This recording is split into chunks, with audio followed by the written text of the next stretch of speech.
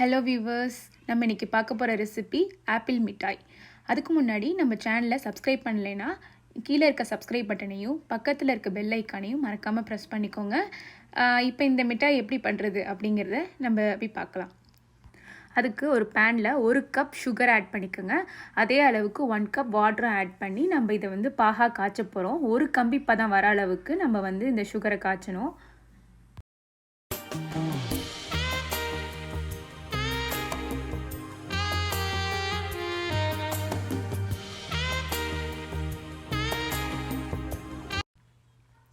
இந்த பாருங்கள், இது போல் ஒரு கம்பி பதம் சிங்கிள் ஸ்ட்ரிங் வரை தான் அதோட பாகு பதம்.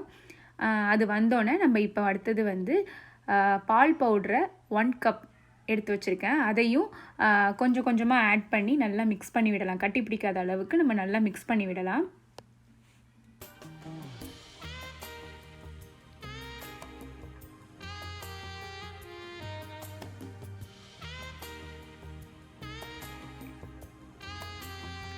நம்ம மிக்ஸ் பண்ண நல்லா இது அந்த ஜீனி பாகோட நல்லா கலந்து இந்த மாதிரி நல்ல ஒரு டெக்ஸ்டர் கிடைக்கும்.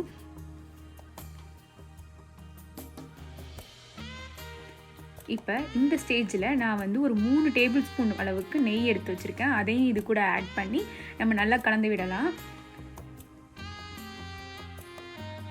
அடி பிடிக்காமல் இருக்கிறதுக்கு கைவிடாமல் நம்ம இதை கலந்து விட்டுட்டே இருந்தோம் அப்படின்னா அடி பிடிக்காமல் இருக்கும்.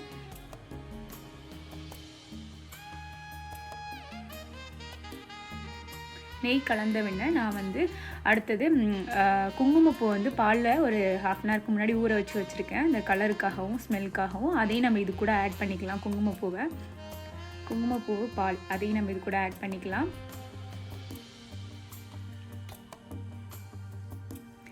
இந்த மாதிரி நல்லா கை விடாமல் கலரி விட்டுட்டே இருந்தோம்னா நம்மளுக்கு இந்த டெக்ஸ்டர் வந்தோடனே நம்ம அடுப்பை ஆஃப் பண்ணிவிட்டு இதை இன்னொரு பவுலுக்கு மாற்றிடலாம்.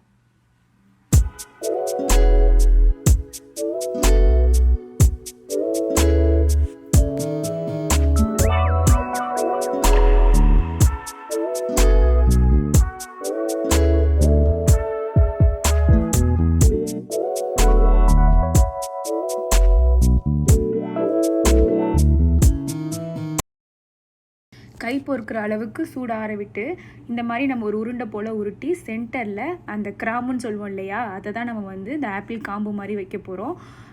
ஸோ அது மாதிரி வச்சுட்டு பிஸ்தாவை ஹாஃபாக கட் பண்ணி நம்ம லீஃப் மாதிரி செட் பண்ணிக்கலாம்.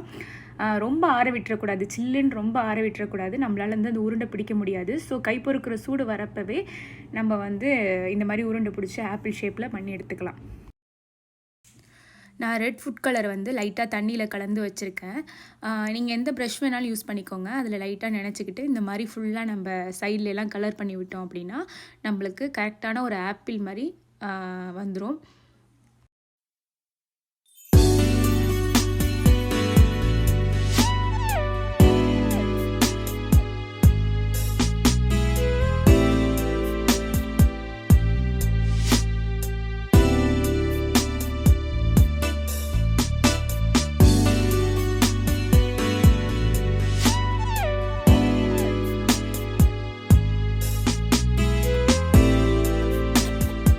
இந்த ரெசிபி உங்களுக்கு கண்டிப்பாக பிடிச்சிருக்கும்னு நினைக்கிறேன். பிடிச்சிருந்தால் லைக் பண்ணுங்கள், ஷேர் பண்ணுங்கள். உங்களோட ஃபீட்பேக்கை எங்களுக்கு கீழே கமெண்டில் சொல்லுங்கள்.